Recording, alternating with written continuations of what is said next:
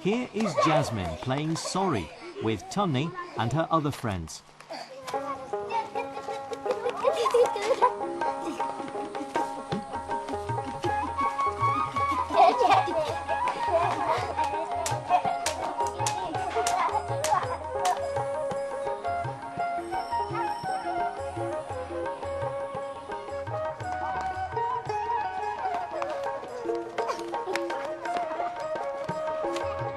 Jasmine needs to be at school by 12:15 p.m.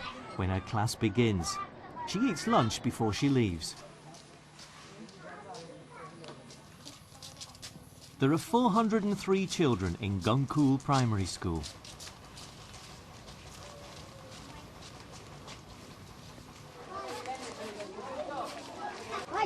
It's time for the morning classes to go home. Now the afternoon children file into class.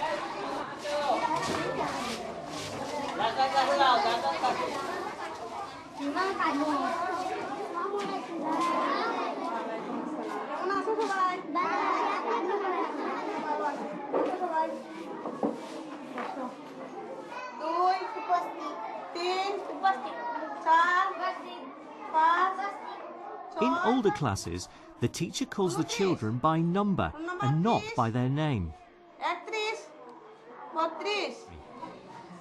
The youngest children are in Class 1, the oldest in Class 5. This is Class 1. The children are aged 6 years and over. There are 44 children in this class. In the morning, the Year 1 class runs from 9:30 to 12. Then a different class of 36 Year 1 children attend the afternoon session in the same room. This is because there's only one room for Year 1 and there's not enough space for everyone to attend at once. The class is learning Bengali.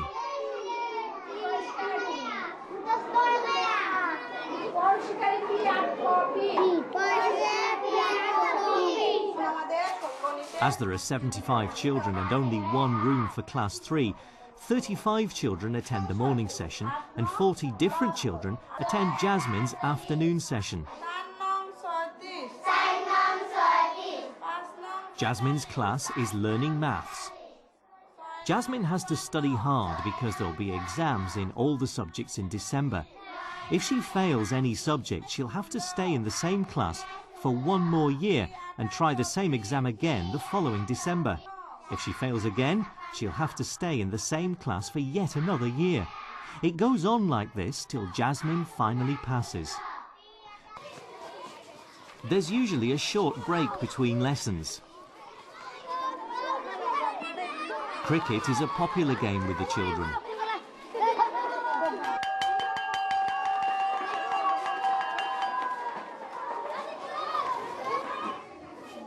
After break, there's another Bengali lesson. The children need to copy the writing from the book.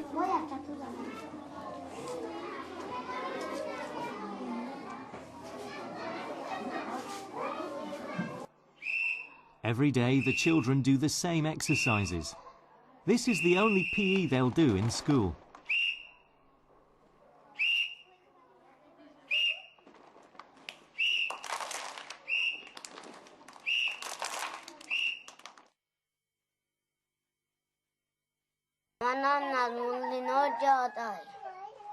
Nazmul gets up at 6 a.m.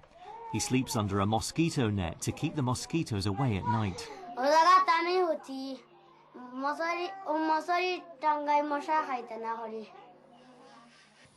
At 7 a.m, the children of Gungkul go to the mosque.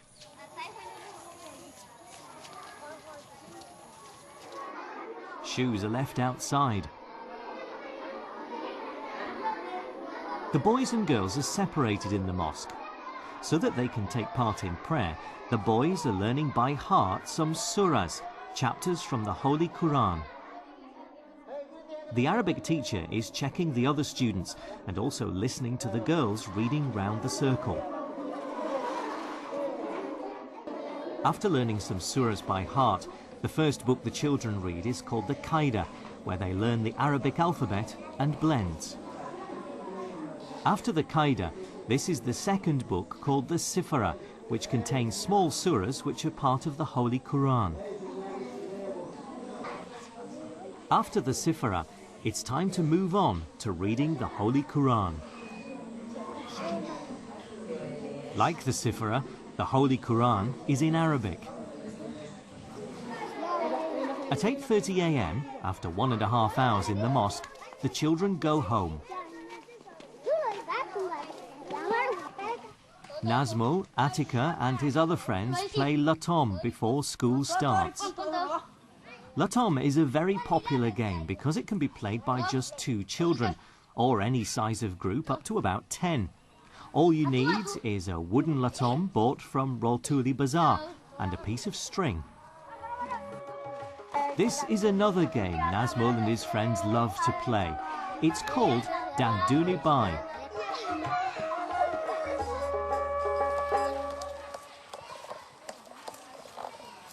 Children also build their own toys to play with. Kamrul and Nazmul only own toys they've built themselves.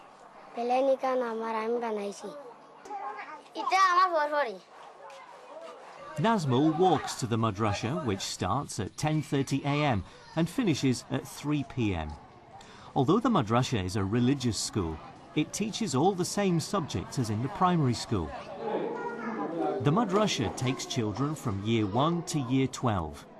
Years 6 to 10 need to pay, but since Nazmul is in class 4, his family won't be paying. His father thinks he'll get a better education at the madrasa than at the primary school.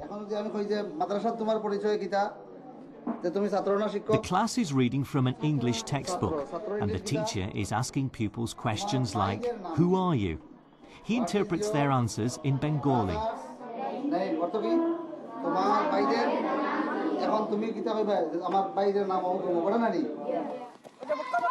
Meanwhile, towards the end of the day, some children are relaxing. The older boys play football. Nazmul and his friend Emdad often swim in the small pond. They've taught themselves how to swim using whatever stroke is easiest for them.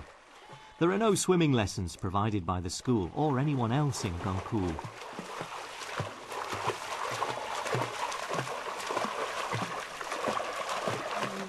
Finally, it's time to do some homework before going to bed.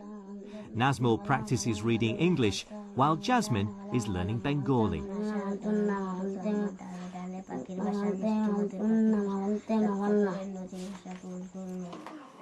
Nazmul goes to sleep under his mosquito net at about 10 o'clock in the evening.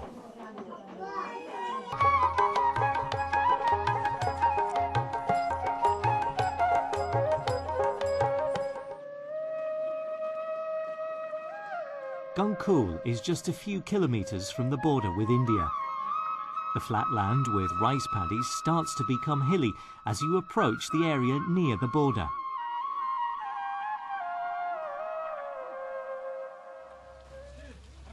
In September, the fields are ploughed ready for replanting the rice crop. Rice is the staple crop in Bangladesh, eaten daily by virtually everyone.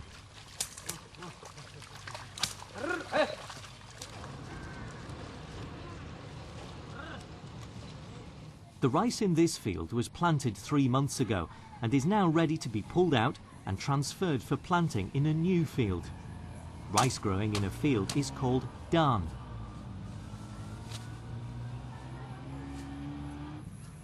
The rice crop which was pulled out is carried to the new field. The rice crop is now replanted in the new wet field in straight rows. It needs a new field so that it can be spread out with room to grow. Flooding of the field has provided nutrients for the rice crop.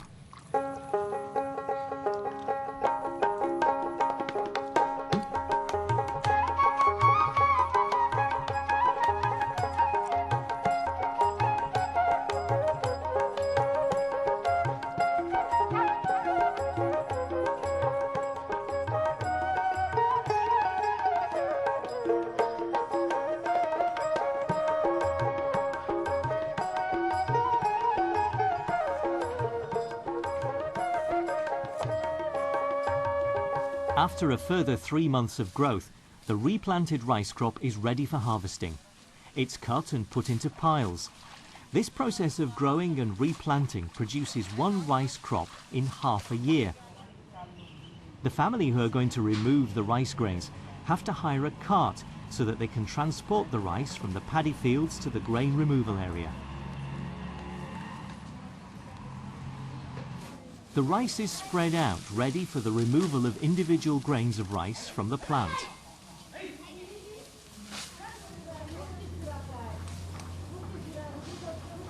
The weight of the buffaloes walking over the rice will dislodge and separate the rice grains from the plants. The family who owns the animals helps to control and guide them. Their children often won't go to school every day during this period because they need to help their parents.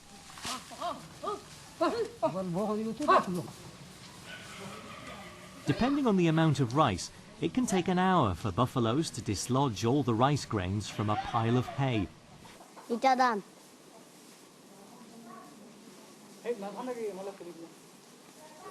After a hard day's work, the animals have a chance to eat the rice plants. Any remaining rice plants will be collected to use as animal feed. Some plants are used for fuel. The hay is tied using rope made out of the rice plant. The dry hay will be kept under shelter to be used as animal feed in the dry season or when fresh grass is scarce.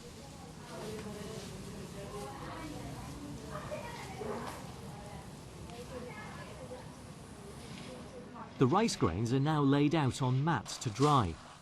When they're dry, the wind will separate the rice grains from the chaff. Heavier rice grains fall straight down onto the mat, while the lighter chaff is blown away.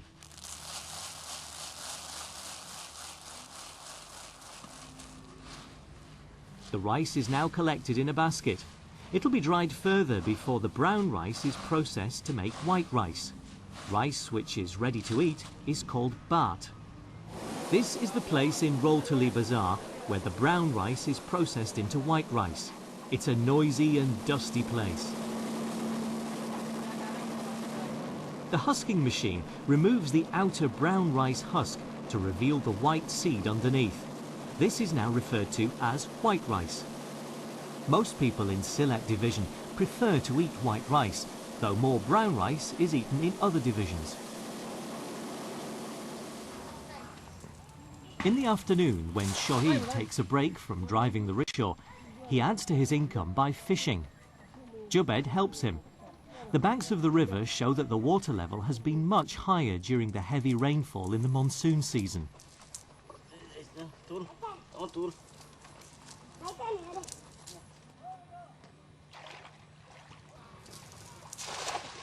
With luck, larger fish can sometimes be caught in ponds.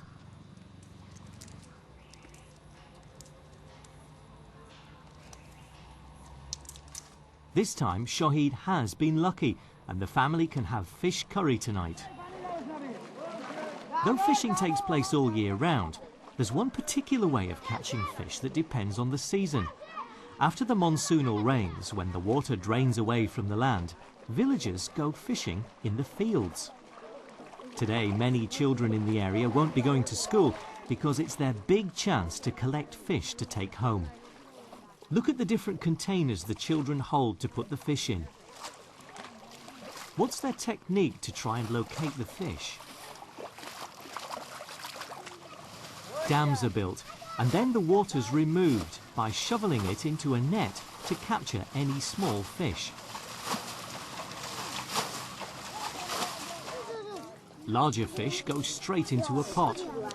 Many smaller ones will be collected together when the net is drained.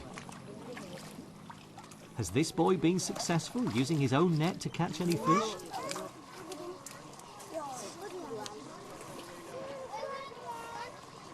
To drain the fields, a group of 5 men have shared the cost of hiring a pump.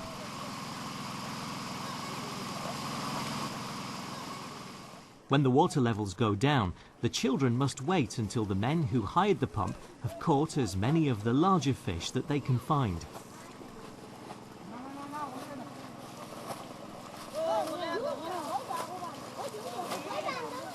Shohid is busy removing the last of the water the pump didn't get to. Now everyone can join in the hunt. The new Somanbag tea estate is situated in the hilly area a few kilometres from Gungkul. The tea bush needs sloping ground to drain water and some taller trees to act as shade. The bushes would grow up to 10 metres high and would require some very tall people to pick the leaves if they weren't regularly pruned to about 1 metre in height. See how fast the women pick the leaves. Only certain leaves are selected. Families live on the tea estate. Rather than train local people, many of the workers were originally experienced tea labourers brought in from eastern and central India by the British. The morning shift brings the tea leaves in bags. The bags are weighed as the women have to collect a minimum weight, and they're paid depending on how much they pick.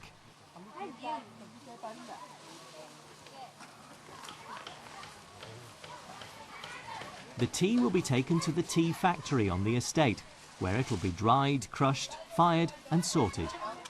Some women buy food to eat during their lunch break.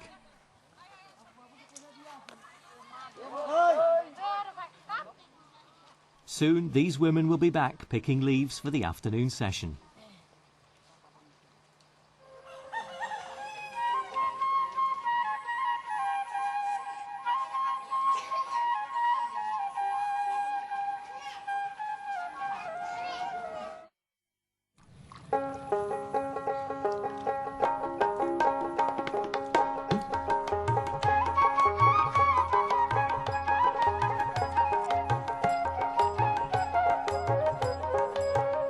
How do you know when Ramadan starts?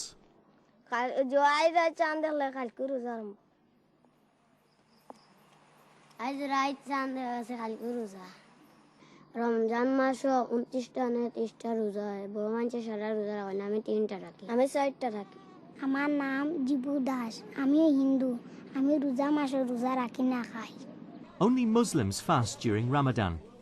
Adults fast from sunrise to sunset. Nazmul and his father are selling dates, which are one of the high energy foods eaten to end the fasting. The marketplace sells many different types of food, which people buy as the time to break the fast approaches. These sweet desserts are popular during Ramadan.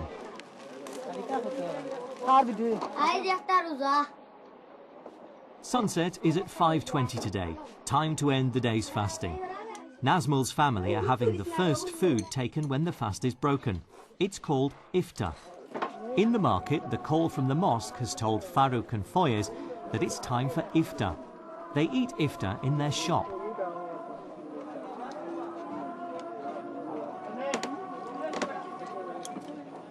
Many people eat in the tea shop.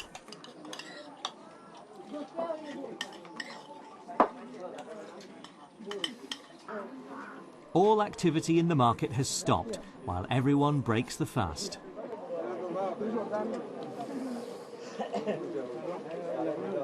Before going to sleep that night, rice and curry are eaten. There's no fixed time for this, but Nazmul and Jasmine's family are eating at 9 p.m. Farouk and Foyez aren't there because they stay in their shop until 11 p.m.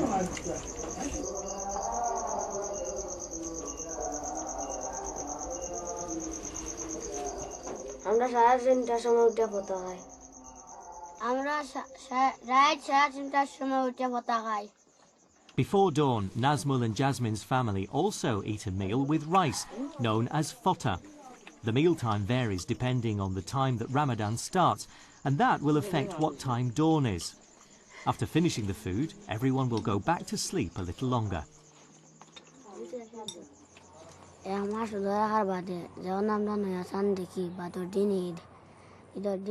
Nazmul explains that after 1 month of fasting, when they see the new moon, the next day is Eid Day.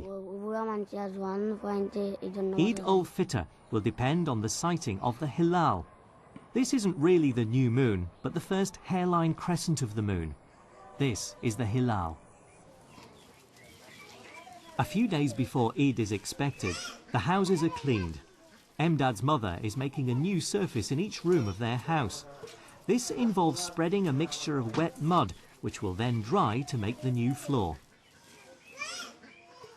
The outside of the houses also gets attention.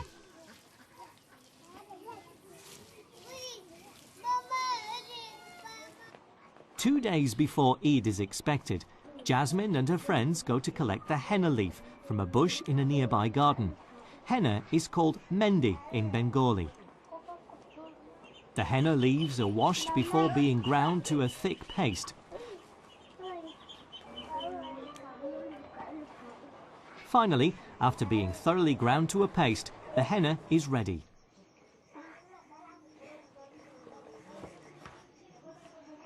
In the evening, the children are excited because they've been waiting to have the henna applied to their hands. The henna will need to stay on the hands for a few hours. The longer it stays, the longer the effect lasts.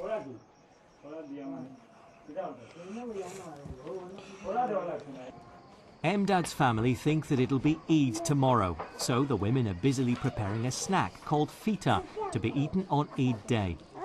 Food preparations for Eid day can take up much of the night. The rice flour for the fita has to be ground first before sieving to make a fine powder. The fitas being prepared by Emdad's family must now wait at least another day. A big group of children gather in a nearby field.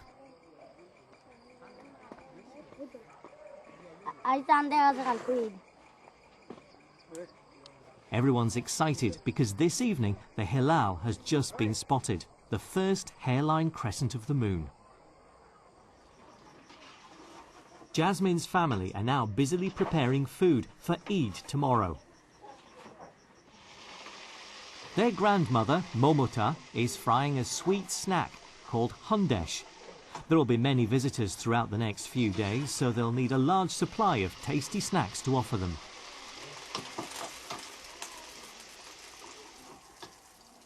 On Eid day morning, Emdad's sister Saima is quick to get up and clean the area outside their house.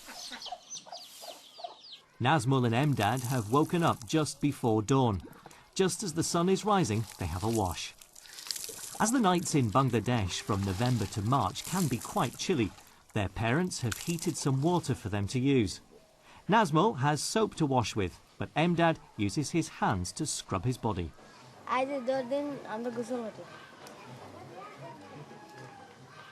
After washing, Emdad and Nazmul put on their clothes for Eid day.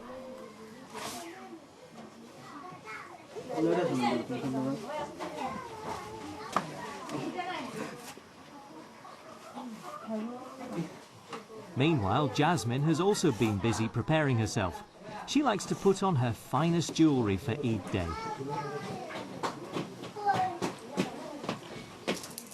Today is a special morning for Emdad as he can have hundesh with his cup of tea.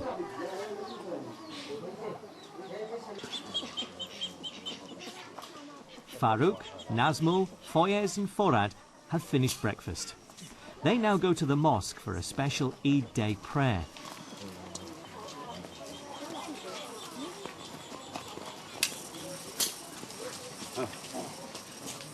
On the way, they pass other families dressed in their Eid day clothes. As so many people attended the special morning prayer, it was held in a special congregational area nearby. Men and boys attended the outdoor prayer, while the women stayed at home.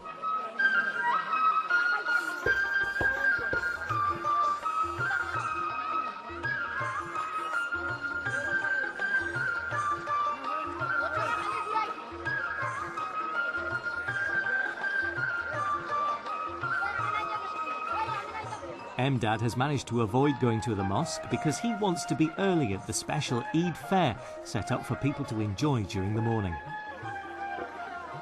Nazmul has found the ice cream seller. There's a holiday spirit now that the month of fasting has ended, and a relief that Eid day has finally arrived. There are lots of interesting toys for sale. Mdad looks longingly at them all. He has very little money to spend, so he must think carefully about what to buy. Some of the toys look very attractive, especially when they're being made in front of him. Mdad's found Nazmul, and they've both decided what they'd like to buy. Jasmine and Tahmina have also found some toys that they want.